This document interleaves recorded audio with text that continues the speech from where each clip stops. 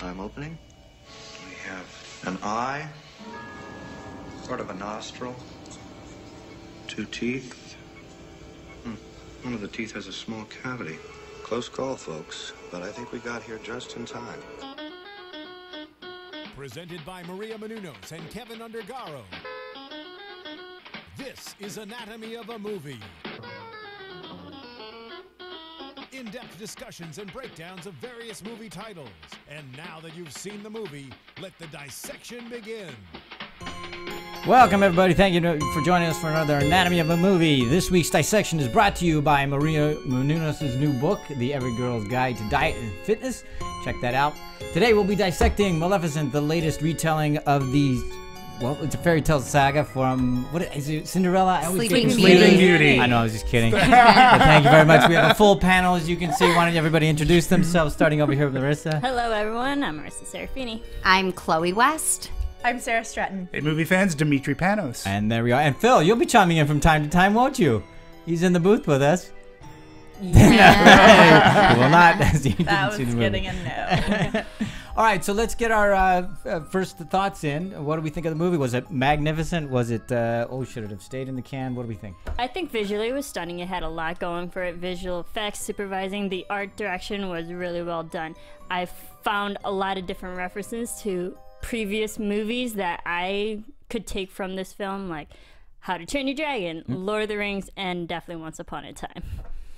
I really enjoyed the film. I thought it was great. I'm glad they told this story, and I think it had a great message at the end, which I think all Disney movies should. And I think in one of the last films that was very popular, Frozen, did not have a good message, actually. So I was like happy to see that it was female empowering and it was giving a good message about true love and all that kind of stuff. Okay. I definitely thought the retelling, how they shaped Maleficent's story, her background, all that was fascinating, and I thought that they did pick a very good direction for her and her character build-up. I also think it was beautiful. I do have a little bit of nitpicky things that I'll get into, but I'm glad I saw it. Dimitri. I was pleasantly surprised by this movie. The marketing actually sort of kind of hooked me in. And as far as this reimagining, retelling, I think it's the best of the most recent crop. Like, it was far better than Snow White and the Huntsman. Absolutely. I liked it better than even The Powerful Oz, Mirror, Mirror. All of these fantasy retellings, I think this one's probably the best. Props to Angelina Jolie. I just could not take my eyes off of her, whether she was front and center, behind a tree, behind a veil. I thought she was amazing. She had this amazing presence. I liked the storytelling. I liked this different side of it. Again, like Sarah, there were a few things story-wise that were, I don't know, we'll talk about nitpicky, but it didn't hinder my enjoyment of this movie from beginning to end. And it looked beautiful. We saw it in 3D, large screen, and it was gorgeous to look at as well. So, and I'm a big fan of Elle Fanning. I have to say that. Ever since Super 8, I try to see whatever this girl's in, and she was really good. Great presence. Well, I can only echo what everybody said. I thought it was visually beautiful. I had a lot of fun watching it. I love the retelling. I'm sure I have the nitpicky things as well. So I guess, well, why don't we get into those? Let's talk about the story right away. So obviously it's the retelling, the reimagining, as you mentioned earlier, Dimitri. What parts of it did you like? What parts of it did you not like in terms of a story point? I think for me, just the overall twist that they gave her, that they started with this kind of fallen apart love story that she had, and that she really was this broken person who was found love again through Aurora. I liked that angle. I liked that they could simultaneously sneak in things like the iconic dragon and King Stefan and the fairies, and they did connect the dots well enough for me to believe it. Like, for instance, that they had, I'm going to call them the original Sleeping Beauty names because those are the ones that stick in my head, Flora, Fauna, and Merryweather. I know they're renamed in this film, but those are just, they're so ingrained from childhood that that's what I had attached them to. But that they brought them to, like, the christening of the baby, and they tied in that it was for, a semblance of peace. in this story, like little things like that really made sense to me, and I liked that they drew upon that, or that they drew upon King Stefan and Prince Philip, and that they followed along the same road, but with completely different motivations. I liked it because Linda Wolverton, who's obviously penned Beauty and the Beast and Lion King, I mean, she has a great resume attached to her. I liked how she kind of justified why Maleficent was the way she is, because with the original Sleeping Beauty, you just start off right with the christening scene. That's a humongous plot point for the whole film, and then when you start with this one, you get the backstory of Maleficent, why she is the way she is, and the whole, you know, cursing of a child, who would do that, but knowing her motivation behind it kind of explains why, not really justifies it, but explains why she was on that dark path. And I always like how people find inspirations to an already iconic story. I mean, say Shakespeare in Love, for example, that was a fun retelling of William Shakespeare finding how, and being inspired how he wrote Romeo and Juliet. And, you know, just fun stories that they can really play with and have people who are fans of the original think of the original in a different way. And I think that was really well done. What I really liked is that they took the idea that Maleficent came in and said they really thought of the curse as the whole. I think that's how they sort of created the whole plot, is they looked at the curse that Maleficent gave Sleeping Beauty, and it's that only true loves kiss. So then they sort of, I think, work backwards in the idea that, okay, why would she make a curse like that?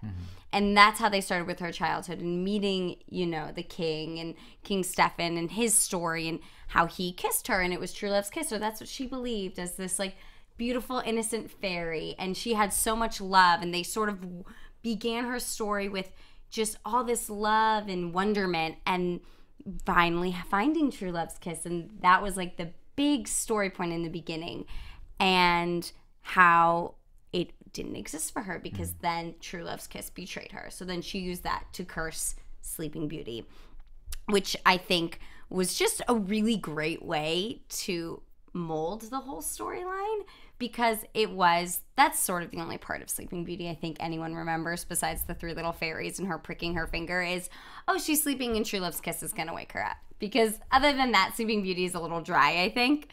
And so it was just very cool that they worked backwards in that way, and then they mirrored Aurora to Maleficent, and then that's how Maleficent really grew to love her, was seeing her wonderment and her love the way Maleficent had when she was younger, and tying the two in together like that. And I think it was great because all of Maleficent's love and wonderment turned to hate, you know, after she found out, after her wings were taken from her. And I just thought that was such an interesting and smart way to retell a story. And also to go backwards, Linda mentioned during her research, she realized that Maleficent is actually a fairy. But during the whole christening scene in the original movie, she realized that Maleficent didn't have wings. Where did they go? So she worked backwards in that way and gave her a story based on her fairies and having wings, and then being taken away, being grounded. And she worked from that perspective as well. Yeah, and I love that because it was titled Maleficent, she was the hero for you. You were always on her side. They found a way for you to always, no matter how evil or mean or, you know, cursing a baby, putting a spell on a baby, how can we still be on her side? But I love when the character's name, if it's the title of a movie, I want to be on their side the whole time. Unless it's really brilliantly written where you trick me, but it's a Disney movie. So I have to be on her side. And that's what I love about it, is everything was explained and everything was set up properly and just delivered. And it was just all around, I think, really well done. Well, I was not on her side. No, I mean, well, you know, it's interesting because one thing that hasn't been said is Maleficent in the canon of Disney movies, the character is literally one of the most evil. Like, she's a high-ranking. I would say it's her and the evil queen from Snow White are two of the. I think Ursula's on that list, but Maleficent is tops. Like, she's pretty evil in Sleeping Beauty, and you know, gets her comeuppance, you know, pretty well. Gives you something to root for at the end. I think what's great about this and this wicked ish kind of retelling is they give her motivation. Yeah. There's a motivation that's given, and we see a backstory. And it only works because Linda Wolverton, she's even quoted as saying, is that how do you side with such a evil villain? Yeah. And you have to make something big. You have to do something huge so that you can sympathize with her. And that huge thing in like today's, she was basically date raped, is basically what it was. She was drugged. There's a lot of people who have been saying this. And she was drugged. Her wings were clipped. She was like, her main power was taken away from her. And, you know, from a guy. She fell asleep. She wakes up not knowing where she is. She wasn't where she started on that. And so you instantly like, wow, that sucks. And you understand the anger and where that comes from. And again, I think the way that Angelina Jolie played it was, she could have chewed up the scenery.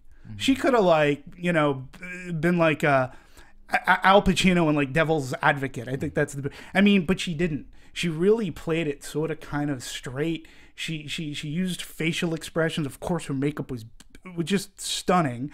And she played it. She was like, it was like a command performance everywhere she went. Like I said earlier, I couldn't take my eyes off her. I wanted to see her expression to something.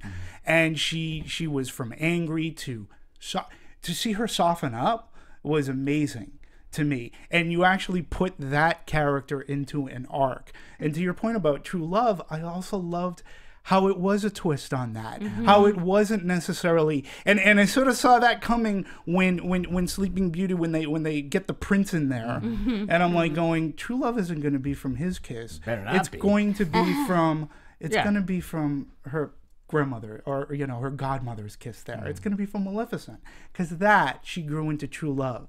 Amazing storytelling as far as that goes to me. And where my nitpicks go are, you know, we talked about the 3 fairies.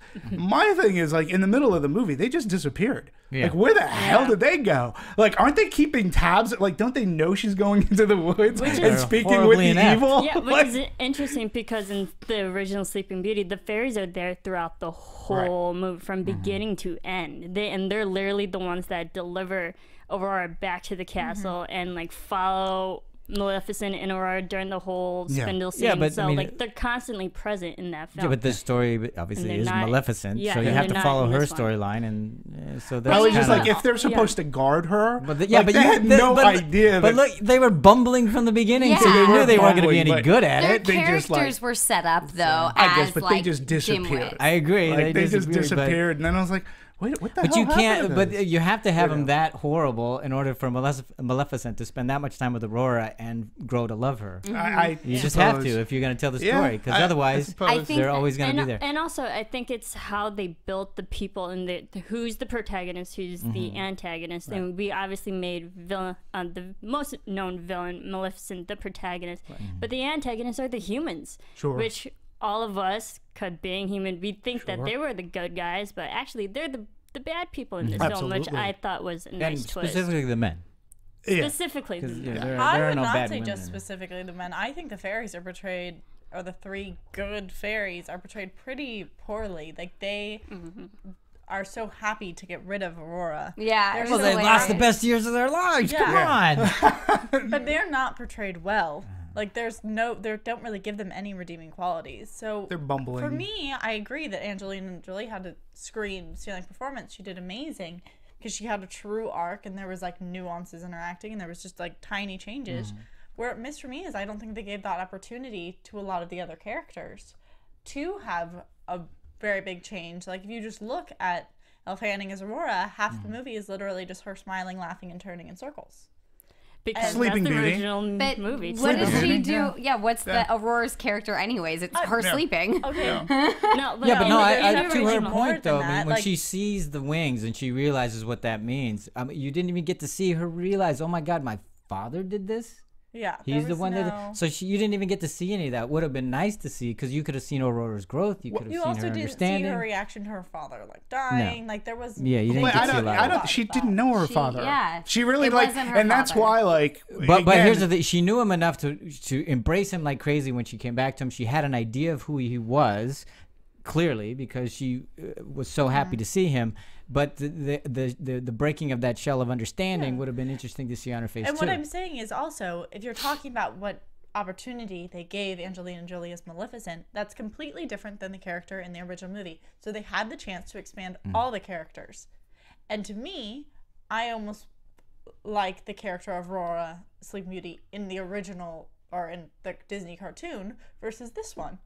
Because I walked away liking her and thinking she was a pretty princess. And this one I was like, wow, it's all it is laughter and giggles and give me some substance. No, but what I think is fine with her not really caring about her father's death is that it's not that they set it up that she knew she was a princess. If they would have set it up where she was constantly, imagining as a child, like, oh, I'm going to be living in the castle and I'm going to finally, when I turn 16, I'm going to meet my mom and dad. She didn't. They didn't set it up like that. So it was fine for me because it didn't leave any gaps. Like her dream was to leave her aunts to be with the fairies. That's the way they set it up. So when she goes there and she embraces her dad, because the character of Aurora is embracing the deer that comes to her, learning about everything new. She is excited. So of course she's going to be excited that this is her father. And they did show her being upset with Maleficent when she found out that she did that to her. They answered that question. So she goes to the castle. She escapes. She does, she is being a 16-year-old girl. And I love that they cast Elle Fanning as 16 and had her play young and had Prince Philip be young. I thought that was so smart. And they have her embrace him and he shuts her away in a room. He gets mad at her. So you know what? Why would she care? Yeah, he was, again, I think that moment that you just brought up was, to me, that was a pivotal thing. Like, this is a guy that hasn't seen his daughter in 16 years and he didn't even know how to hug her and he felt uncomfortable and then he locks her up away. I mean, she came home, a day early, I believe. And he was more upset that she came home a day early. And I don't think necessarily that it was... First of all, that's because he's crazy. And Absolutely. secondly, he's doing everything he can to try to prevent her slumber. I think he was doing it. I think it was more against Maleficent than it was for his daughter. Well, I don't think I think he was more obsessed with... Sure. his vengeance on Maleficent than getting, because he knew that Maleficent would come back in one way, shape, or form, and he was prepping for that. He wasn't prepping for his daughter. He could have cared less. Yeah, is because- what I'm not saying he cared about it. I'm saying he was trying to prevent the whole thing from her coming back, from his daughter ending up in the slumber. He was trying to prevent the whole curse. That's what I'm Because saying. He was in the obsessed. original movie, now I'm gonna reference the original movie a lot. No, but that's because, perfect. But King Stefan, he was preparing a whole celebration for Aurora's return, and then in this film, it was obviously different. And the way to probably isolate Aurora to get her to the spindle was to shut her away in a room. So that makes sense. Yeah. What for me was, I think, King Stefan, I think it was his paranoia. I don't think he was ever trying to protect Aurora, because obviously he didn't love the queen. They set it up that there was no love there. Obviously he thought she was beautiful because when Aurora came back, the one thing he says to her is, you look just like your mother. Yep. So yes, you are my daughter. But it was really his paranoia and his fear of Maleficent coming back and making sure he's going to protect himself. Because if he really cared about Aurora, he would have been the one watching over her. Yeah. He would be the one going and checking on her. And so they set it up that he didn't. They set it up for his paranoia, for 16 years of paranoia, and to shut her away so that he can still win. Yeah. He needs to win. And I will contend, I do think Stefan as a child did love Maleficent. I think, because there is even a point made. I really enjoyed the overvoice in this too, where sometimes that can get in the way of a story. But I think it set it up fine, because it even said at some point, and as time goes by, things change. And obviously we saw this change in Stefan as he became a man. His ambition wasn't to find true love. His ambition was to rule, and he would do whatever it took to do that, including taking the virtue of this fairy. And you know, and then he comes in and he's into power, and then he becomes a mad king. Yeah. You know, pretty much, and you know, he becomes more so even the villain than Maleficent becomes. And and again, I'll just go back. I really did love how, you know, how it slowly happened for Maleficent. How the warm and fuzzies, you know, finally, you know, took her over, and that Maleficent herself. And again, I credit Angelina Jolie, because you can see the moment when she has true love for this child. Beastie. Oh, Beastie was, you know, I love that she called her Beastie. And even when she she said, was older, I hate you. I hate you. Yeah. The best line in the entire movie. And I just, like, to me, that's what made this movie work. And I didn't expect it. I really did expect, like, another Snow White and the Huntsman kind of a tale. And this one, to me, just from an emotional standpoint, I thought it had its heft for the movie that it is. You know, and I think little girls would love it. I, as an adult male, because I agree with you. I thought the Maleficent storyline, but I also really agree with Sarah. I just think there was missed opportunities with Aurora, and I did not like at all the Stefan story. It's like, it just, to me, it was about greed. I think it was fine. Yeah, he was greedy, and greed took him I over. don't think it was To me, great. one of the holes for the humanity specter was they gave a lot of the fairies kind of somewhat of a motivation, like a center. Even the little fairies, like where their flightiness and everything was coming from, they felt like they had a center of who they were.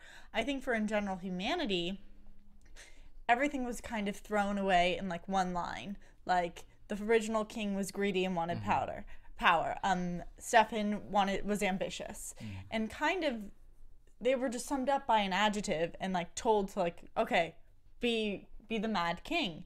And I agree that it worked for the story, and that it helps Maleficent's character, and it did shape this new retelling.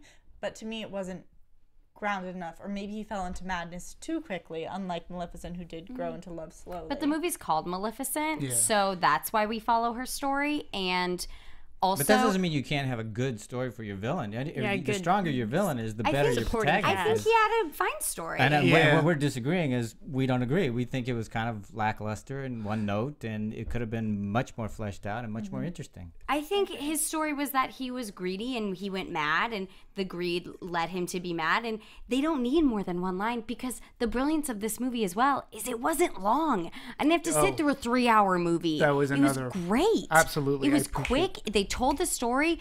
All you need is one line sometimes, and that's so many one-liners in this movie were such key plot points. You know, the fairies being there and being like, we're here to give gifts of peace. Boom, they explained why they're there in the first place, because they explained at the beginning that the worlds were apart. You know, him saying, I'm gonna live in that castle one day. Boom, his whole storyline was told in one line. Right. That's all I needed. And that's why it was so great, because then we could really focus on the title character. And it really gave the title character this beautiful way to tell her story. And the antagonist, but it's not like you didn't believe he was evil. He was evil. And think about Ursula. They don't really explain Hades, you know, they don't really explain him. Well, they explain what happens, but like the whole reason for a lot of these retellings is to give them more depth and to not make them so they're evil for no reason. And that's what we all said our problem with Maleficent was in the cartoon version, is that she had no motivation. And for me, they gave Stefan motivation, but it wasn't really truly, in my opinion, built up. He just kind of plummeted into crazy. And you're right, it supported Maleficent's storyline. And on that character, if she's the title character, it works. But I think you could have given it more. I don't think the movie was set up for her. I don't think, from beginning to end, I don't think the movie was set up for Maleficent to go after the villain, so to speak. It was to recapture true love. Yeah, exactly. And so, again, when you talk about the villain, like, it's not... This could be a shitty analogy, and I apologize, but it's not like it's a James Bond or a John McClane where he's got to go after the villain because this villain is evil, and we got to stop to what he's doing. Maleficent, like, he was just like, he was on the road, he was that obstacle, but her true arc didn't come necessarily from the villain. Her true arc came from within. All I'm saying is that the villain was as strong as needed. Like, it was serviceable, but that's it. I'm just saying it would have been for me, it would have been a much stronger film if that had been fleshed out. That's Well, I don't understand how they would have been able to do that though. By good writing. No, but like what could he have See, done? there's a one-liner that just explained everything. But like what could they have done to his character that would have made it something that you were like, yeah, that was great? Because for me, her story, like, she sets up the wall of thorns and that's all she has to do. I think for She me, doesn't what need was to do missing from anything him was a else. lot of more relationship. I think that a lot of his scenes were spent alone, and with him yelling at characters that didn't matter. We didn't really see a lot of him with Aurora. We didn't really see a ton of like conversation with him with Maleficent once he was going mad. Like, for me, Because then he you wouldn't were have been just able seeing to as go his- mad. I know, but you were just seeing him as an isolated character who was mad.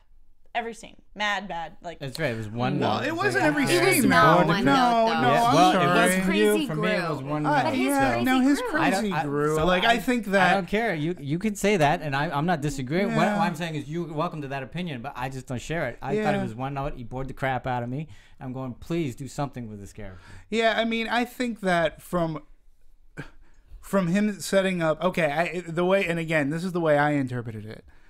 You know, when he set out, as a kid, he fell in love with Maleficent. He had this very special friend in the forest. So much so that it was even made a point that he took off the steel ring because they shook hands. Iron. He burned iron. Thank you. He took it off, We'll get threw it those. away, and I thought that was a very nice moment. And I do think that when they kissed, I think at that point in time, I think it was a true love's kiss. And for both of those characters, but as the movie says, they changed. When Stefan went to go seek Maleficent for her wings, yes, it was definitely for pride, it was definitely for ambition. But I also got the sense that he knew what he was doing was wrong. Like that it wasn't like he wasn't like yeah. the he. And I think that was part of his madness. I think he was ashamed. I think that and even when he sees her, I think he just couldn't cope as a king, as an adult. He knew that he did something wrong, and he was so pig-headed that he put himself in that corner where he never said, "I'm sorry." He never had that warmth in him to say that, and then he just became mad with. He had to be a king. He had this daughter that he shipped away. He became obsessed with this curse, and I'll never have it happen again. And all of this stemmed from various emotions, not just one. And again, I agree. He didn't have an arc, obviously, because he never even said to his daughter, like, happy birthday, or I love you, or there was never an arc for the villain. And I agree to that point. But I think he was as strong as he could have been for 90 minutes. Or as Yeah. I needed him to be. I think it was that because there was that moment where he decided, he thought he was going to kill Maleficent when they were younger, but he let her live and just took the wings to get on the throne. And I thought they could have taken that one moment. Like, he does have humanity in him, but yet they never played off of that for the rest of the movie. Like, he could have had redeeming moments at the end. He could have apologized or, like, done anything to make redeem himself, but he didn't. No. And they built it up that he was kind of a good person, but in the end he was power driven, and we didn't like him. And he wasn't even a good king. Even though they had an opportunity for him to redeem himself. Yeah. I think the reason why they didn't have him redeem himself was because the whole point of the retelling is to have Maleficent not be the evil character. So if he would have redeemed himself when she killed him, you would have felt bad. You know, there would have been like, oh, well, now she's like, he said sorry. So I think by having him not do that, by having him be that evil, and then Aurora becoming queen of both lands, otherwise she couldn't have been queen. Yeah. And I'm going to bring up like one other point. Another reason why I really liked it too is because for me, I felt that it went down paths. I thought that it didn't take the obvious route, and a lot of it didn't take that. Yeah, it didn't take the obvious forest path. When we first met the prince, the young prince, you know, I was thinking, okay, she just made her creed. She wants to stay with the fairies. Oh, here comes this handsome young man. Oh my God, I'm gonna fall in love with him. And it could have gone down the route that he takes her away, and then Maleficent gets pissed even more because she's losing this. But it didn't go that way. She didn't.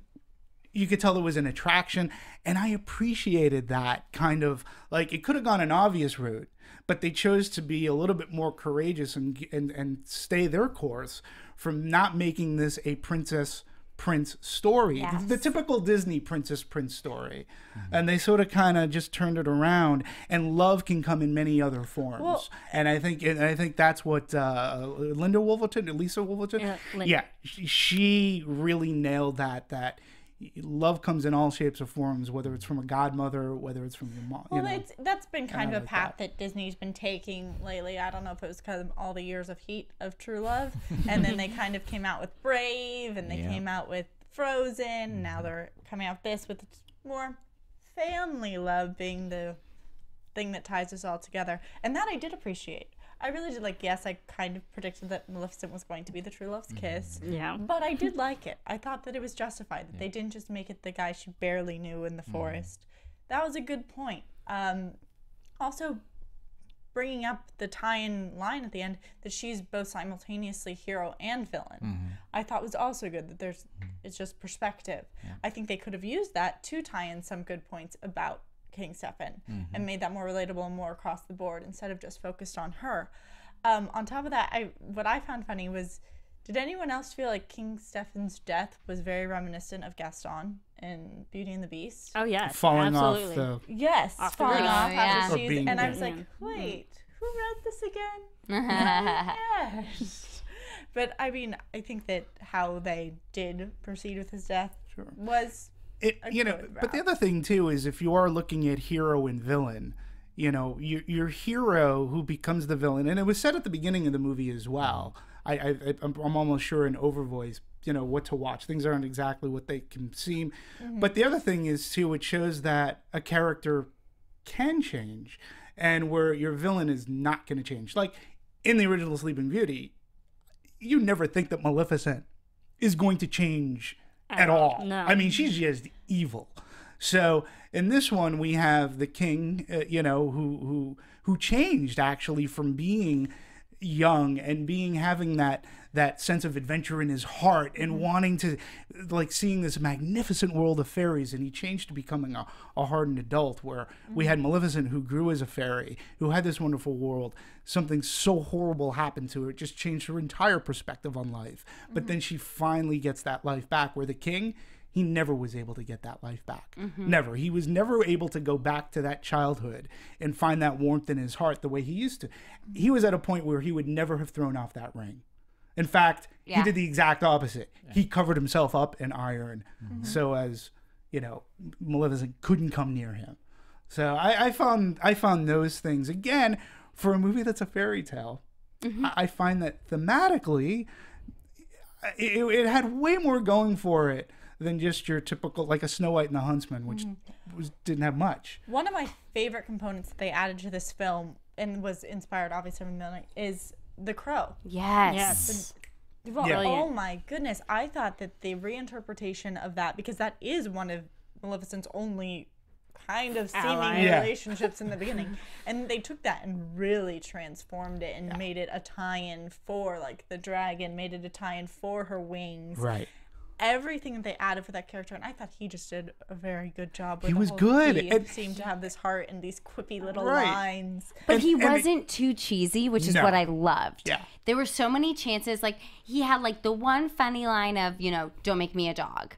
That was, like, the only time they let him be sort of cheesy and give you that cheap laugh. Yeah. But that kind of character always has the cheap laughs. And I Sure. was so happy that they really didn't let him. And he was the one who, he would say certain things to Maleficent. But he wasn't the turning point for Maleficent either, which I think is also a cheap way to go about it. It was really Aurora. We really had to watch Maleficent, change because of Aurora, not because somebody's making her feel bad. And again, sorry. I also felt like he was kind of the voice of reason for Maleficent too, when she was questioning everything, and especially there was the scene where Aurora almost fell off the edge of the cliff, and he was questioning, like, you should probably save her. Right. And so he was always there to help Maleficent through her troubles too, and I thought that was a nice balance. And then when it came to the end where he turned into the dragon, you actually felt for the dragon and not be like, oh, kill it. Right. You felt for it. Oh, yeah. So Absolutely. I And thought they Don't kill the yeah, dragon. I thought they did a great job turning like all these creatures like dragon, crow, like animals that had negative connotations into something that we were rooting for. And he actually took care of Aurora from baby to, and I like those scenes. I also like that they didn't have any kind of relation. Like, it could have maybe gone down the route with Aurora falling in love with them, but they didn't do that at all. They stayed away. But instead, he was to a point as much as a protector.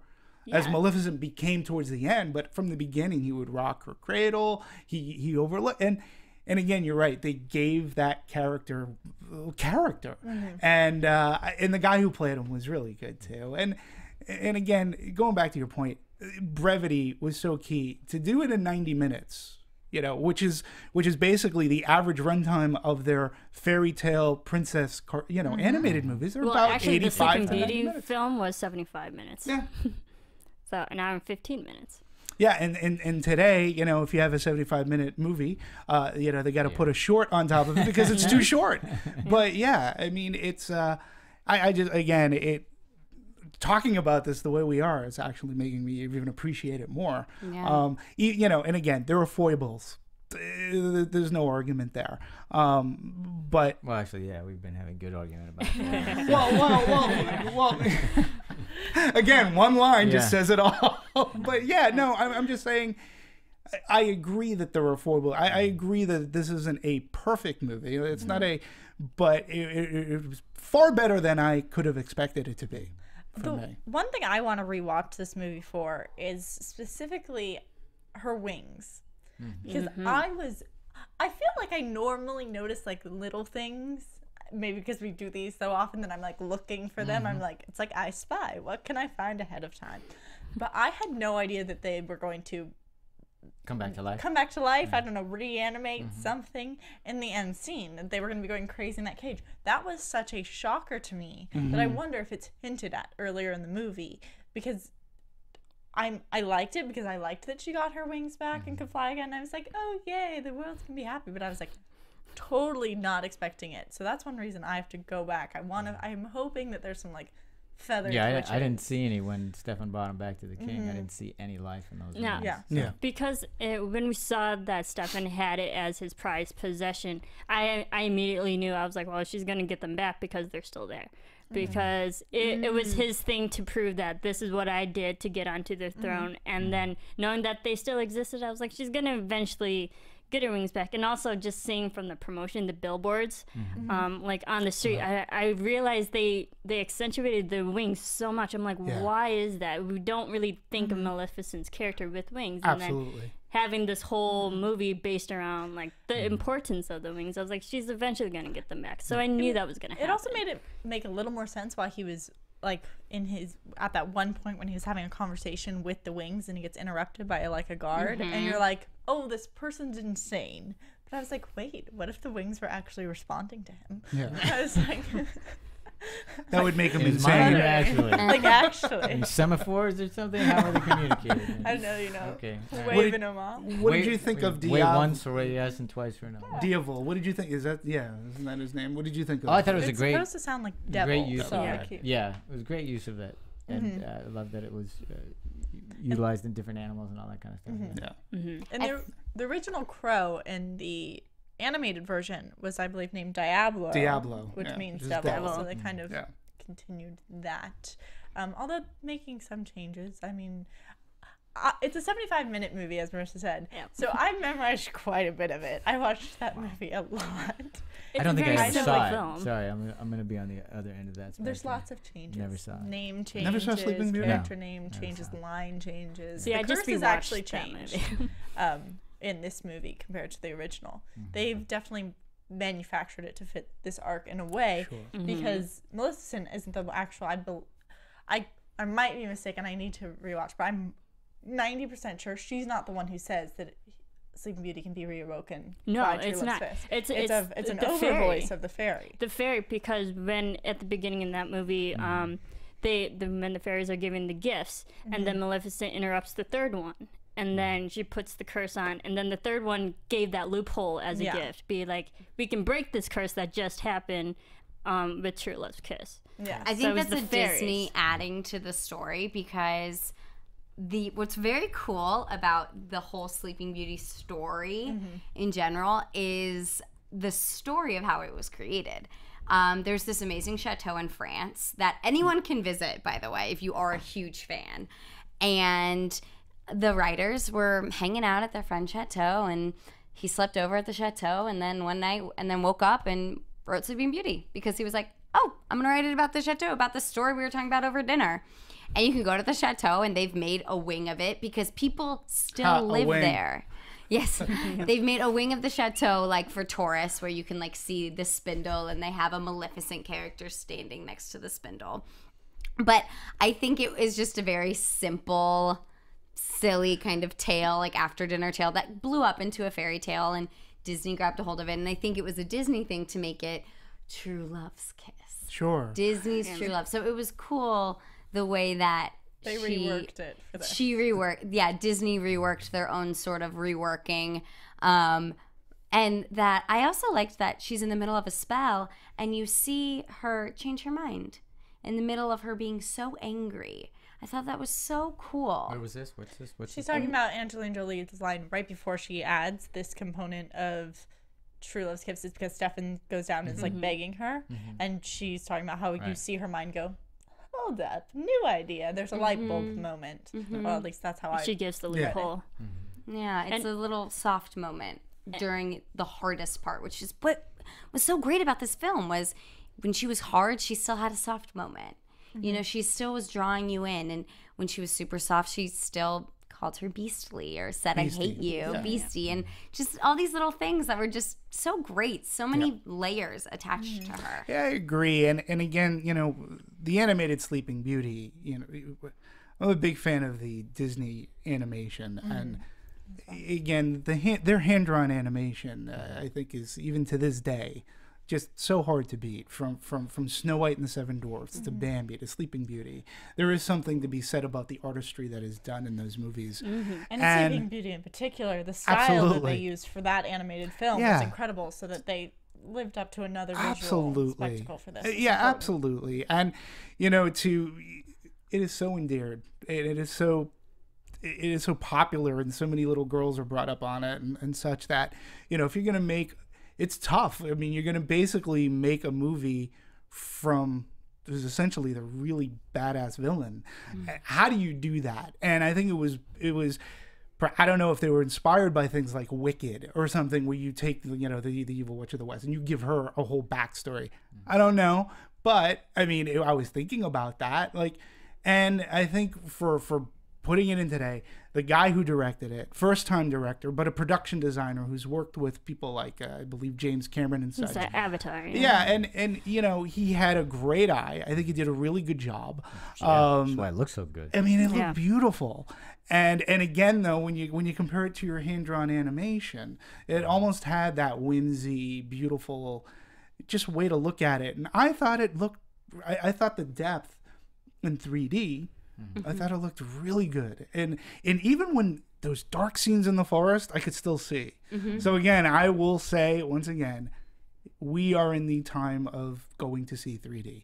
Well, I saw it 2D. It still looked fabulous. Yeah, it's still I was just saying, as far as like, you wouldn't, if you're gonna pony up the extra cash, you won't be disappointed. It's not gonna give you a headache. It's gonna look gorgeous. And 2D, you could tell from all the marketing that there was just something there.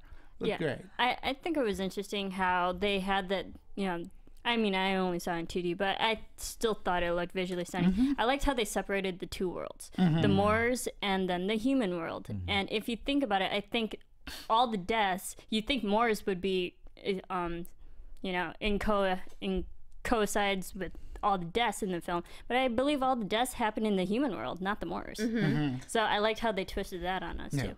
Yeah, I mean, this all goes to it being directed by a production designer. It was beautiful. Also, there were so many references to the original animated film, set-wise, the Wall of Thorns, the castle, even like the christening scene.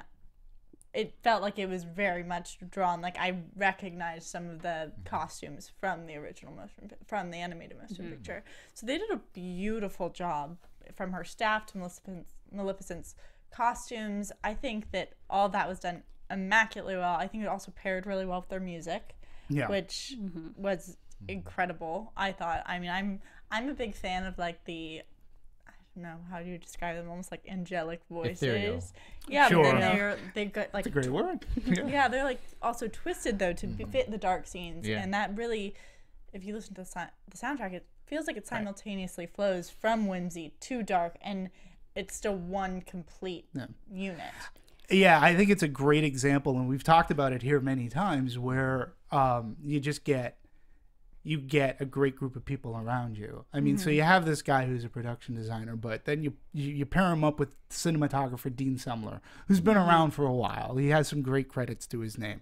And then you bring in James Newton Howard to to do your soundtrack. So again, look at his resume, and he's been around for quite some time. And a production designer who's going to have an idea and be able to guide his crew, and yet give them the opportunity to grow and not so overpower him, because he's got to direct. He's got to talk to his actors. He's got to figure out, what's going on set. So he gives them the leeway, but at least he has the eye. And when you're working with collaborative people, especially a first-time director like this, I think he did a really good job. There was an article, I think, in the Hollywood Reporter somewhere. There seems to be a lot of jobs going to first-time directors. Gareth Edwards, who talked about Godzilla. It's his first time directing something so big, and they're going, Wally Pfister. I'm not going to, defend Transcendence. However, I think they're giving a lot more opportunity, and let's face it, the bottom line is they come cheap. They'll take the gamble there. They'll take the gamble. Yeah. What did you guys think of the accents in the film? From the way Angelina spoke as Maleficent, with a slight, it was like a very proper American speech. Like an inflection, yeah. And then the king having a very Scottish, his very natural Scottish accent, and Elle having a little bit of something as Aurora. It was interesting because it didn't pull me out of the story, but I did think it helped a little bit. I think Angelina's portrayal of her voice for Maleficent definitely reflected the original actress who played Maleficent, who voiced Maleficent in the original, because back in the 1940s, 1950s, I mean, that movie came out in 1959, the women spoke like that. They were they had great diction in their speech. And there was a resonance. Yes, like great diction and all that. So it really just reminded me how original Maleficent sounded like, which I think added to her character. Yeah, no, absolutely. And again, that's why for me, command performance may be too strong, but she commanded my attention. Every time I just couldn't, I wanted to see her looks, I wanted to see her expression, and then I wanted to hear her talk. And the way, and again, being that kind of a villain, the director could have gone a route saying, no, I want more, and she didn't. And, I felt that the scenes with the little versions of Aurora were great. And her daughter scene, to me, that scene was very endearing. And knowing who that was, it didn't take me out of the picture. In fact, I just appreciated the little girl and going up. And you could probably tell that at home, that's what the daughter says to Brad or Angelina, or up, and she picks her up. And to me, it was okay. So granted, she was hired because she was the only one not afraid of her. That's the only. She was hired because she was the only one on set that she was like, oh, mommy, and so. But I loved how the director captured the kids' wonderment of the horns, and you went around the horns, and to me, again, that was very endearing. And I was like, and you can see Maleficent breaking down slowly. Going, son of a bitch. He's doing it to me. I don't want to. Just even picking her up. And I think it was important to have Aurora not be afraid and just wonder about everything. She seemed very much like a fairy to me. Yeah. which I thought was really blessed cool. with happiness for every Yeah. day of her Well, life. yeah, and when she came into the forest as the She wasn't 16-year-old or happy every day 15, of her life, yeah. by the way. No, she wasn't. When she was 15, much for she that. came into the forest and she goes, I know who you are. She goes, you've been watching, you're my godmother. Yeah. And like, that's a funny line great. because you're like, she goes, oh my God. She goes, you've been watching. And then when she sees the car, she goes, oh, I know you too. You've also been watching me. And it's supposed to be these fairies who, let's face it, she doesn't really, there's no love for them the way There's no that she guidance cares. by them. Right. They're crazy ants. They're That's what- crazy ants. Crazy ants. Those Yeah. are her spiders. Yeah. Yeah. She said Exactly. accidentally. She added a little love when she said that. Who accidentally tried to feed me spiders? Yeah. Yeah. So, Great. Yeah. yeah, again, I you like know, that this because is- the original, that Maleficent took 16 years to find Aurora, and then in this one, like, Maleficent has been following Aurora her The whole whole life. time. So I like that difference. And I like the change to when I also like the scene a lot when she tried to recuse the curse or take the curse back. Yes, that was Like that to great. me was that was a really great scene. And and again, your villain makes that arc and change, and it's like puts herself in a situation that she did. She's like, shit, idiot, what do I do now? Like, how do I get out of my own mess? And I thought that was clever too. So it was a great scene. Logically, I had problems with how do you create a curse that you can't take off? Yeah. But no power So- in this world yeah, I know. can I was undo. like, Yeah. I know. Yeah, I had to just. It's lasting. Yeah. I don't Yeah, know. right. It's a fairy tale. I Even know. though That's she's why the I one was that like, pushed it. yeah. You just have to be like, okay. I think it's a Let good that go. lesson of be careful what you say. Be careful what you wish for. It's one of those. It's a very Disney, like, be Yeah. careful what you wish for, because even when you want to take it back. Yep. It's been done. Yeah. And now you have to explain yourself and then fix it. Good luck. Yeah. I thought Made her your apology bed. was even better. I Not loved lying that it. apology. Yes, at the That was bed. terrific. It's beautiful. Yeah, it was really good. And she did it really well. Like, you buy her as Maleficent. Look, we got plenty of time to go towards the end of the year. She'll most likely be overlooked. And I'm not saying that this movie will be looked at for Academy mention, but for this performance in a summer movie, it's pretty hefty. It's pretty well done. She did a fantastic What a job. great role for her. Who wouldn't? Yeah. What actress wouldn't Well, want this? they've said that this role couldn't be played by anyone but her. And she kind of. wanted to do it. And Yeah, she wanted it so bad. Angelina wanted it because she heard through, the grapevine that they were thinking of making Maleficent, so she asked around, and then Disney called her. Yeah. And on top of that, I know And that she's part of a that, big fan of She was a Maleficent. fan. She was a fan of the movie. She also wanted a movie her kids could finally see because most of her movies aren't very kid friendly. And But she she- likes stories with moral ground, and also with Elle Fanning, because she said The Sleeping Beauty was one of her favorite Disney princesses, because she said that she always looked like Sleeping Beauty, and when she was a kid, the Spent a lot of time merchandise, asleep. Disney merchandise that she would get was Sleeping Beauty. So when she had the could be my opportunity favorite to be princess. Aurora, she jumped at that chance as well. Yeah, and again, I became a huge fan of Elle Fanning after Super 8. Watch Super 8 if you haven't, or rewatch it. But her performance as a child actress in Super 8 is fantastic, and you go, wow, she could grow up to be something. She could grow up to be a really good actress. And I think here, yes, she had that smile on her face, but I think that character was supposed to. Oh yeah, it's what they gave her. yeah, It was yeah. totally like Happiness. spin around with the butterfly. Yeah. and yeah, Okay. but she talks about when she got the role, she was very nervous of meeting Angelina Jolie, and she said, oh my God, the day I met her I couldn't eat, and then I met her and the first thing she did was hug me, and she goes, we're gonna have a lot of fun making this movie together, and she goes, it put me at ease, but I never stopped calling her Angelina, even though everybody else was calling her Angie. She goes, I just felt so for a 16-year-old. Hey, it's nice. She has a little bit of respect, and she Yeah.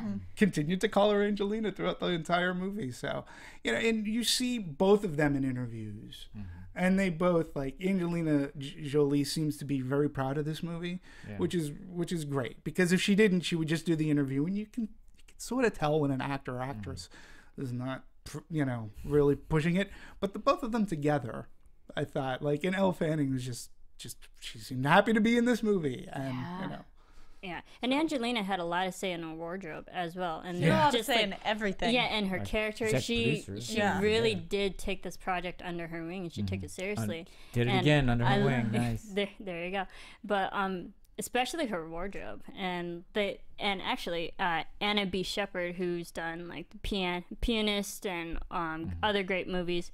They created more than 700 costumes for this film. Wow. Oh, wow, that's Over a lot. 700, like all handmade. What I loved about the costuming crazy. for Yeah, Maleficent was as a young girl, even though she was the only fairy that they showed in brown and in dark, she still was beautiful, and you still thought more she of a fit mother in the world. mother fairy. Yeah, Mother Earth even kind of as a thing. young one, and she still fit in. She was like the earthier one. It seemed like the more little hippie one. And then as she got older, when they talk about making beautiful filmmaking, when they zoomed in on the horns, you realize they weren't black. Yeah. This They were is textured. They were textured, and there were browns and greens and blues. But from far away, of course, it looks like the picture we've always seen, where she's all in black. And I thought that was really smart and beautiful, and that her crown did change. It was still part of her horns, but it was still all animal based. Yeah, like python. Yes, it was just so Scales, cool. leather You notice scales. the python on there? I'll share the link so we can put it on the site, but there's a whole link Yeah. that I found, because in researching, there's so many things said about the fashion of it. Yeah, so so much. basically, from her back of outfits? of her talking costuming and about makeup. okay, I mean, And it the goes from horns the itself. perfect skin. They used MAC Select cover concealer. Like, there was a whole thing. Kiehl's blue astringent to prep Jolie's face for applying the prosthetic so that it would try to come off easy, because it took about 3 hours or so out to of my try to way. get that stuff off.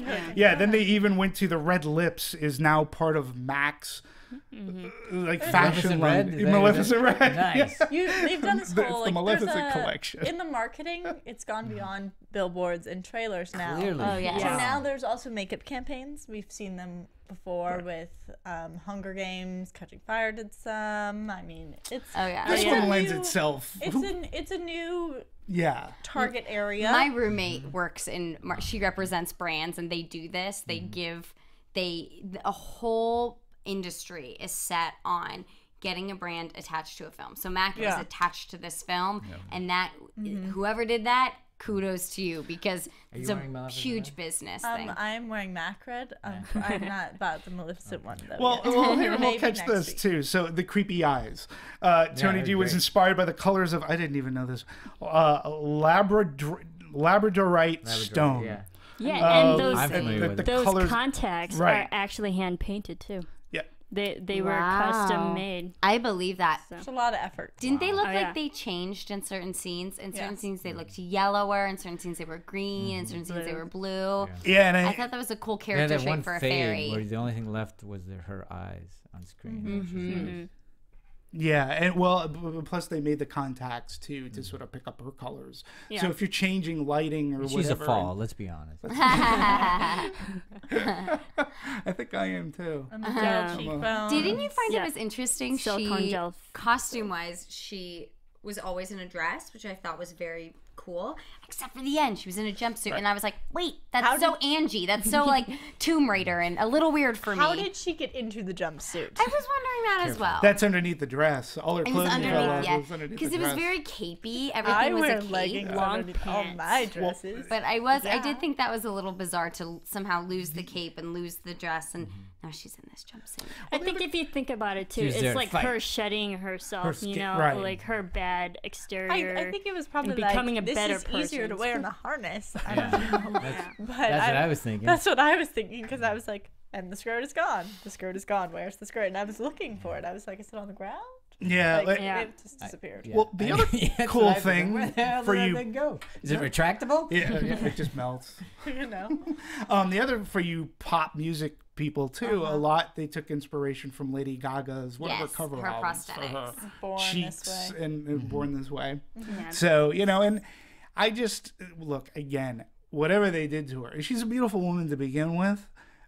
They made a villain look very alluring, and she wore the makeup and the costume very well, and the way she walked, she was, again, I thought she was great. And also just a little add a little bit, sorry, to Yeah. the horns that Yeah. they for her makeup and her whole wardrobe process that they made 4 different types of horns for her filming and over 20 different like sets just to film throughout the whole film.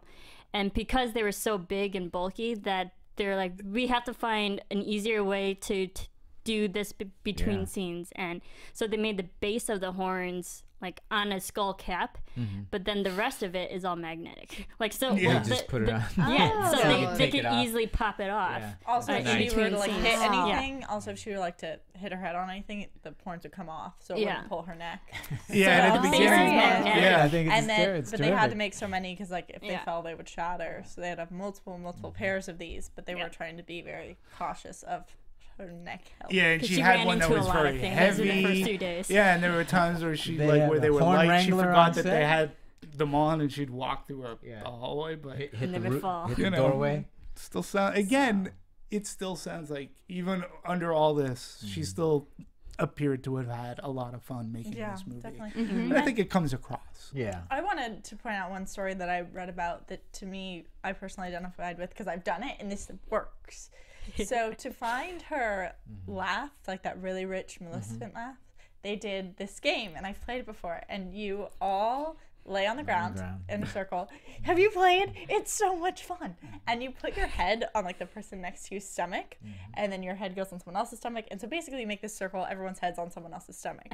And you don't even have to try and start laughing. just Someone happens. starts laughing, and like it is the most fun ever, and you're just Your head. by the end you're like just cracking up. So she did this to help find her Maleficent laugh. I was like, I've done that. I can verify that Whose works. stomach was her head on? That I don't know. That's the part of the story I want to know. And whose head was on her stomach is also what I want to Don't know. know. Interesting. I'll have to look for some pictures. Yeah, that's what I want to know. But We'll I have to highly try that. recommend it that you guys go out there and try the laughter circle game. It's We're gonna do it here. Sounds like Yeah. sure. Huh, But, I'll fall really asleep. Just a little bit more on the wardrobe because it's so vast and they made so many costumes.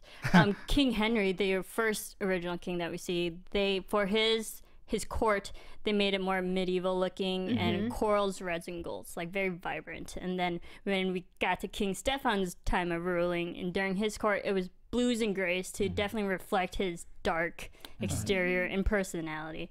And then also for the fairies that we renamed, which I didn't like that. The pixies. But the pixies, fairies. They were very pixie. Not grass, which the red one, which I thought was actually pink throughout, but I guess is I'm still glad they red. made her red and not Yeah. pink. I think I pink just, is like- too early Disney cartoon. But in the original, the first one was red. But for her character, they were inspired by crimson daylilies and carnations and roses. And then for the blue one, Flittle, they used blue and white hydrangeas. And for Thistlewit, they used dandelions, the whole yellow and green. These What- names what- go straight love over it. Yeah, him. now Like, what was the Dwarf whole on the reason? Merriweather. Does anybody have No, any but there- research on why they changed the names? Because I don't I understand. don't know, maybe to like evolve with the story, but the names of these were more earthly beings, more flower based. Even though creatures. Flora yeah, You can't get much more. fauna and earthly based Merriweather. than Flora. So I mean, think and fauna. Yeah. And so I just think- like I the think the details of names- their wardrobe was pretty fascinating. I think the names actually reflect their character types too, because like Yeah. Thistlewit, like that she was Which very. one was she? That was the green the blonde with the green, and she was very much like She was on that. Ditz. Yeah. and They then were all like ditzy. Flintle was, but she was like flighty, and she had all the butterflies always flighty around her, and that was her. And not grass, she was the one that was always trying to like work and be the worker one. And so I think character names are important, and so the fact that they changed them meant that the characters changed. So I think that's a big part of it. I agree that, like, I understand there's some motivation behind it. It's just, I'm so brainwashed, I guess, by the original that I'm like, nope, I'm not changing them in my mind. They're still who they are. I'm that's sorry. funny There's a as a similarity, Like, right, you though, can isn't try there? as hard as you want. but There's I'm a not similarity, like, I mean, like we They talked look about. the same. There's a very similar character physical, presence. Although that they obviously don't have the seemingly love they did for Aurora in this one. Their personalities were pretty on point. Like Merriweather, who is not something, Not grass. not grass, is the the stable one. The I'm gonna make the rules, the powerful. And so they reflected pretty well. Wait, No, Merriweather was the blue. Merriweather. I'm like, wait, this is wrong. Yeah. Merriweather's blue in the beginning, but it was. Think of Flora. They were similar. Yeah. There was some But reflection. I did like how they in this film they still use magic against each other for the humorous moments. Yeah. They were definitely the comic reliefs. Absolutely. Absolutely. Yeah. Cool. So, Also, another thing that Angelina Jolie specifically requested in this film was Lana Del Rey's version of Once Upon a Time. Yes, She was it the was one beautiful. who recommended her, and I think that was incredibly well done. That song is beautiful. I think that Lana Del Rey did an amazing job with it. It makes me want to buy the soundtrack just for that I song. thought it was, I'm not a big Lana Del Rey fan. As far as independent artists go, she was just more or less shoved down my throat. And then the public got to see how she really is on that Saturday Night Live stint. So when I found out that it was Lana Del Rey, I was really shocked and surprised because Me too. I thought, like, yes, you're right. I mean, that was very well done, and how it came at the end of the That movie song and is- played. it's And I so think well it's her done. best Yeah, I work. didn't even I notice don't know if she can get any higher than that. was it? It was her Was best. played at the end of the song? It's played at the end, but Great it's song played a in lot Great in the Gatsby. trailers Okay. and a lot of their marketing. And they take the classic song Once Upon a Time, which is very operatic, like it's sang by, I believe, an opera singer, and very classic, triple it, all the way down. And they really reworked it to make it this dark, moody Ethereal. song. Ethereal. There song. you go. You know, Which it works for Lana Del Rey's voice. yeah, and it works. I think it works for this version of the Yes, movie. I mean, I think completely. I think it really captures And the essence of this original, movie, and the yeah. original really captured the essence of that Ab- movie. oh, And how absolutely. they used this one song for the retelling and the original, and it both fit so well. Perfectly. I thought that was just beautiful. the song is almost like a linchpin for each version of the movie. I mean, because you can't go to Disneyland and wherever you are hear that song in one way, shape, or form, whether in a restaurant or whatever. And it's so important to the feely goodness of the movie. And then in this one, it does contribute to a feeling towards that movie. And it might take a second or two, but you go, wow, I was like, wow, this is really good. So when I stayed and I saw at the end credits, I was like, that was Lana Del Rey? Damn you, Lana Del Rey, had for the making same me. I was like, feeling. what? I had the Oh. same feeling of like, I don't really like her. Yeah. And then hearing that song, being like, oh, I like this song though. I don't like that I I like don't have it. these Yeah. feelings. I love them. But I did. She's but I did amazing. Like that I song. like her too. Yeah, I don't think she's I amazing. have no memory of it at all. Did not stick at Were you all. sleeping at that point? No, Were I you saw the still? whole thing. I don't know what you guys Maybe are talking you about. left I don't right at remember the the music. end. No, I stayed through It the played whole through thing. the end. I don't have any. Did it you did leave not before stick. the end credits? Nope. He was just so Wow. it just Did not identified stick. so well So- with the movie that he can't understand it's a different But the music often doesn't stay with Yeah. me. so. Well, this was, another thing that we haven't really talked about too much yet is, production. We've talked about budget. Like Yeah, this is Disney's. Disney doesn't have like an animated release this outside of a plain sequel, but they don't have a Pixar movie, a hand drawn movie. So Maleficent is their kickoff for summer. So, and the total budget was $235, and that's for everything. A lot. I really No, wanna- that's small. I think that's a small I budget. just want to know where Disney comes up with their budgets I know. because like That's P&A. and they make everything. so many. That's P&A and Yeah. everything. Like- So What's the budget for the movie though? It's, you know what, the production budget, Yeah. I couldn't find I anywhere. want to say it was Wow. actually. But- I want to say it was around 170, but I could be. That I seems mean, 100 small That's Well, 100 That's better. for a movie like 180. this. Oh, that is- I mean, if you got to figure, if it's 235, it was probably the production budget. My guess is I just wanna say under it was 200. I think it was because 170. you That, got however that much. number's feeling familiar, but I could be Yeah, wrong. I mean, because you got to figure the print and advertising is at least 40 to 50. Yeah. And they've done so So- much for this. Yeah, And I was there's gonna say also it's a even lot more of than that. marketing. I'm sorry. I was gonna say the P&A is even more than that. Well, It's been yeah. Well, in crazy this with the one, it marketing, could. at So least that's in why, LA. like 170 Yeah. wouldn't surprise me if that were the production budget, because they did, and Disney needed to. I mean, they really, because again, they don't have they don't have a summer movie like next This is their year. tentpole. Next year is Disney's year. They got Age of Ultron and Star Wars. It's their year. If anybody thinks that, if any other studio thinks that they're going to come in number one, It ain't gonna happen. You know, because not only do they have Star Wars, Ultron, they got a Pixar movie, they got another animated movie coming out. Disney's gonna run the table. Didn't they have a film that was slated for this year, but they pushed it till next year? So there's something about dinosaur. That was another Pixar Something film. falling? No. Yeah, I believe they had a film supposed to come out this summer, 2014, but they pushed it to next year. Yeah, I mean, so they're gonna have a lot of films next year. yeah, they're more or less gonna run the table, I think. I mean, so for them, they really did put a lot into Maleficent, you know, and plus they're still reaping in buco bucks from Frozen. I mean, video Over $1 billion. overseas. I mean, they're still raking in that in, so you know. Yeah. And then, that's what they're doing, and they just up their ticket prices to the park. So how I yeah, that's feel all they're about doing. Disney. Bob Iger's just counting There you money. go. Um, Have fun. you know, and so when you say $1 Million Arm, you say, huh? What? And that was a good movie too, but you could see that they probably won't be releasing movies like $1 Million Arm anytime soon. No. So, yeah, I mean, and so they had to throw everything they could. They wanted to make this movie work. Fortunately for them, I think they made a good movie. Yeah, but what is it getting? Well, you know, they had an opening weekend gross of, let's just say 70. It was $69.4 million. Is that domestic or worldwide? 'Cause Domestic. I know it's the Domestic. biggest movie in the world right now. So I think it's doing better internationally than it just is domestically. Yeah, domestically, it's at last tally was 189 million. Total domestic gross. So the opening weekend was about 69 or 70 million.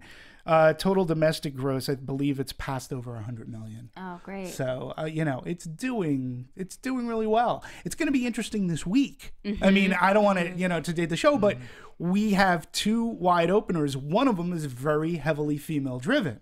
Yep. So the question is, as good as Maleficent is, if anybody's been paying attention to Box Office Derby this year, this summer, what's been happening, it's historically starting with like Godzilla. Yeah.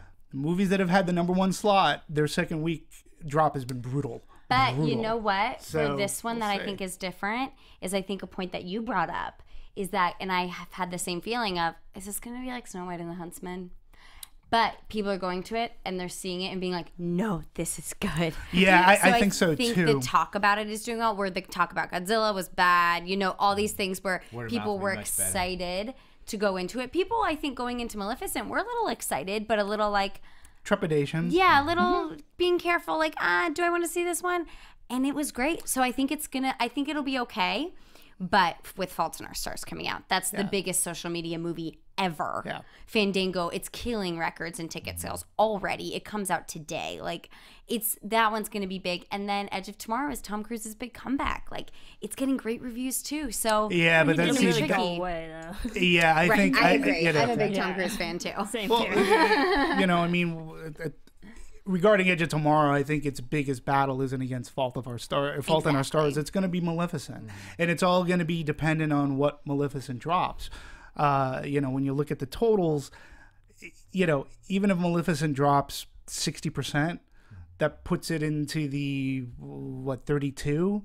If my math is correct, and I suck at math, but if so I mean, Edge of Tomorrow is going to have to do better.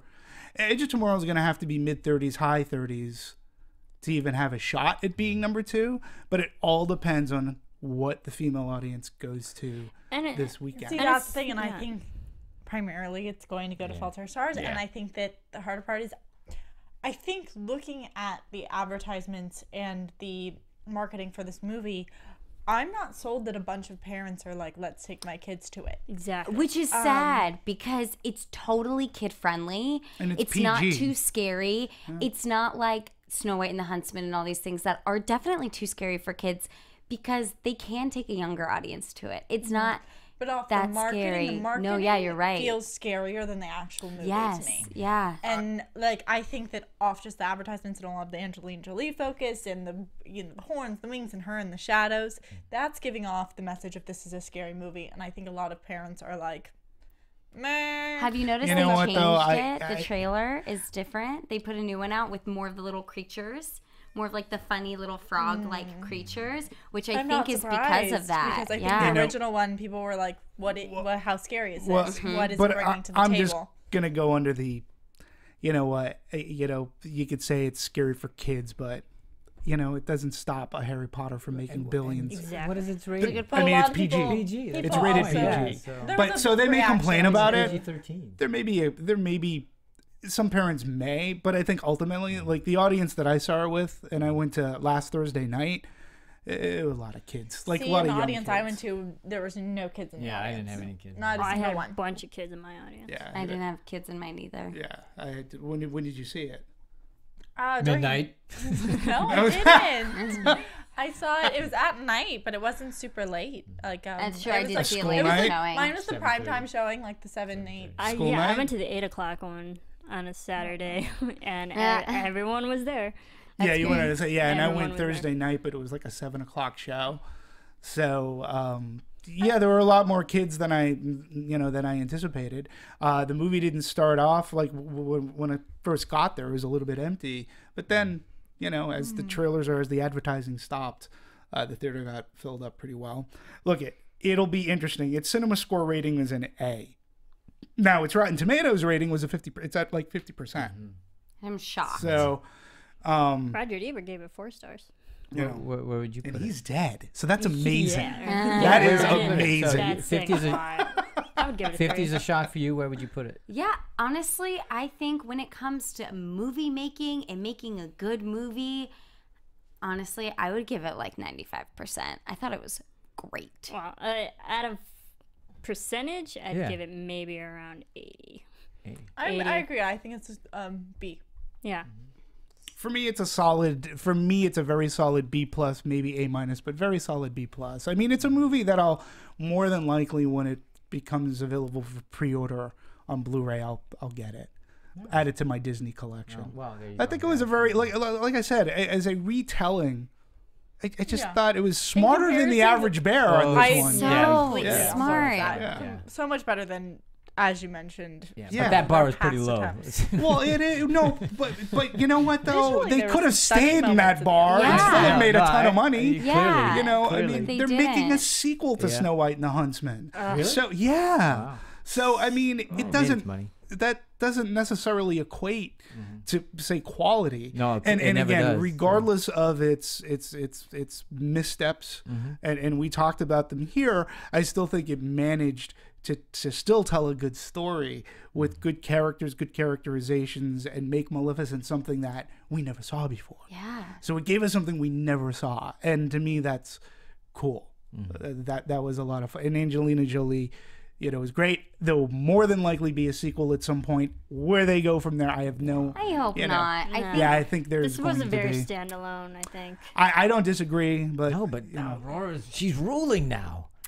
Yeah, maybe without She has to be Maleficent, happy it every could be. day. It's gonna be Aurora against Maleficent. No, you could do a story without Maleficent, but I think what was so great about this was it wasn't cheap. They did a classic Disney fairy tale. They went back to, not going for cheap laughs, not doing like the Cars thing, which is so cheesy and makes them a lot of money, but it's not great. you mean Cars 2? Right. I'm hoping. And Okay. then planes and all these things that are like cheap little laughs. And it was just great, simple, really like, trimming the fat to make a great film and keeping how short and how long can we make this and tell the story and make it beautiful. And they did it so well that it needs to stand alone. You know what I Yeah, mean? no, That's it. I don't disagree. I'm just saying. Which is exactly why they'll do a sequel. Yeah. Which is exactly. Right. And to your point, though, the writer who's had so much experience in, I don't want to demean animated, but it's a short form. Because most animated movies, the Disney ones, Yeah. are about 90 minutes. Yeah.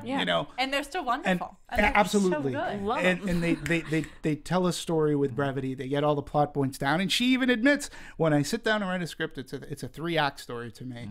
And I'm curious to know what fat they may have trimmed, which maybe that'll be on the Blu-ray. There was a completely different beginning to this. Okay.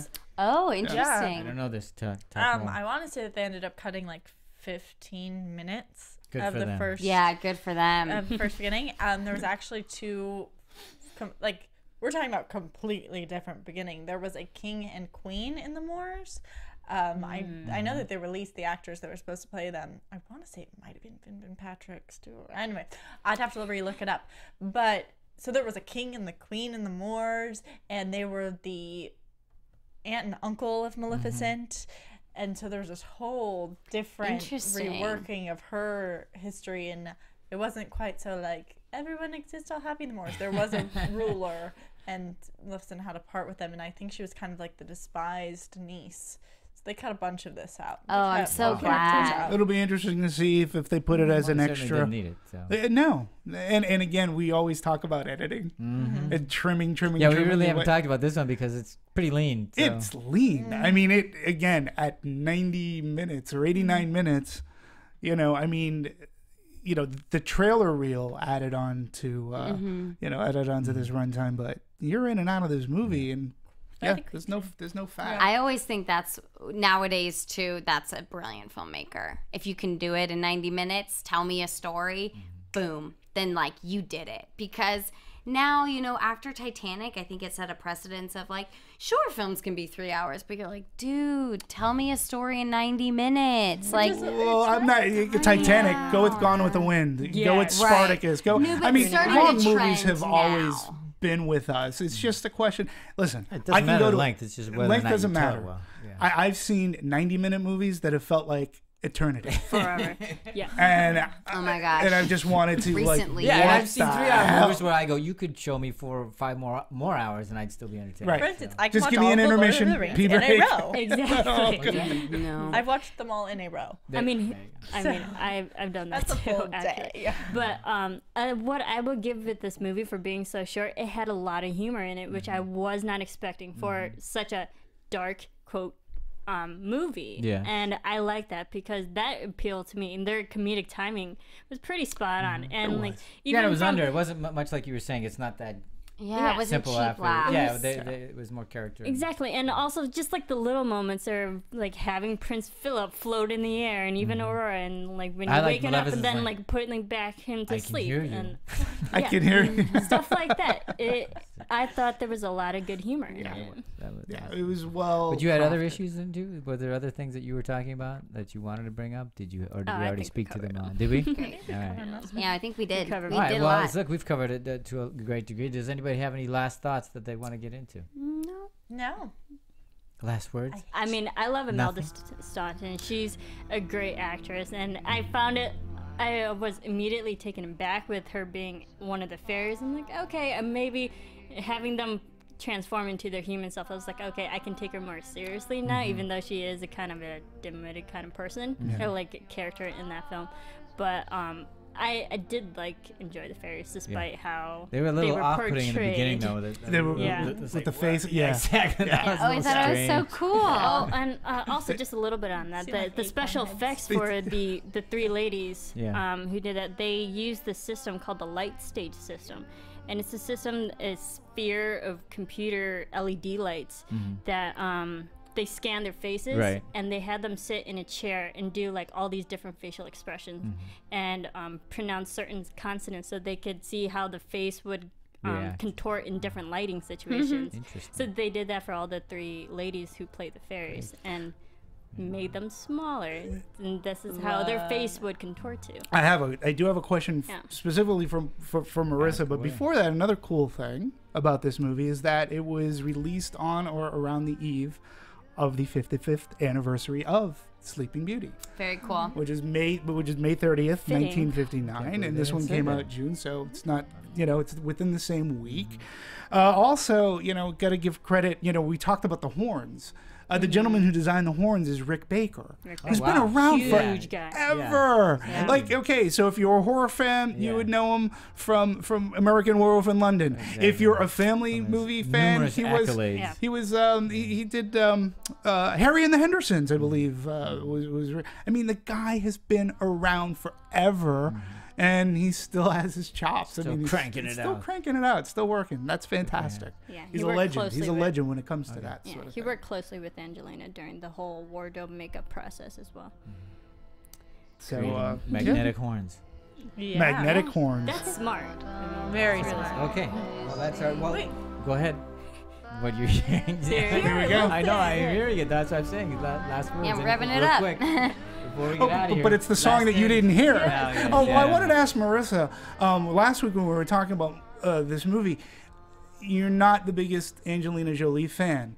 So going into it, Way to call her out. Way to call her out. Well, no, but it's important I because think did she win you over in this role? Did you still have like how? I think what do you think? she's a great actress. Yes, I think she brought a lot to Maleficent, especially being an iconic person that we all know, or character that we've all grew up with. She did bring a lot to Maleficent and made me think of Maleficent in a completely different way.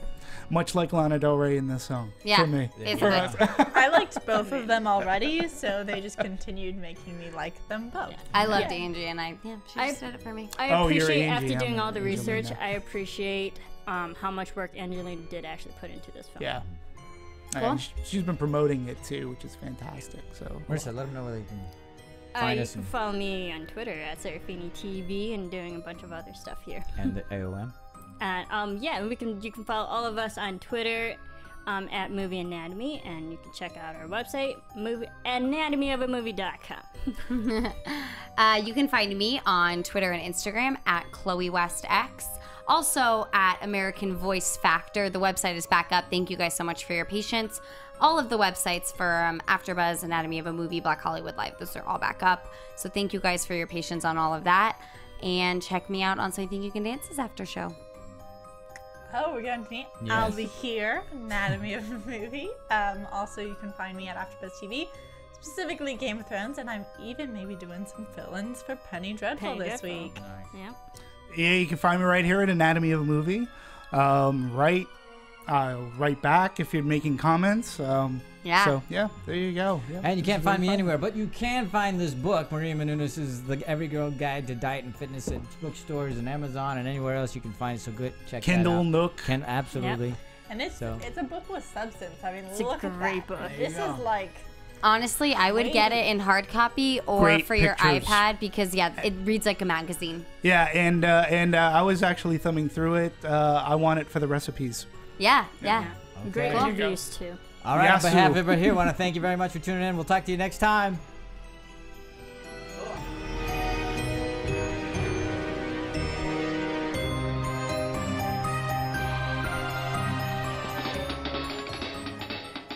From producers Maria Menounos, Kevin Undergaro, Phil Svitek, and the rest of the Anatomy of a Movie staff, we would like to thank you for listening and subscribing to the show. If you have any questions or comments, feel free to email or tweet us. I'm Sir Richard Wentworth, and this has been Anatomy of a Movie.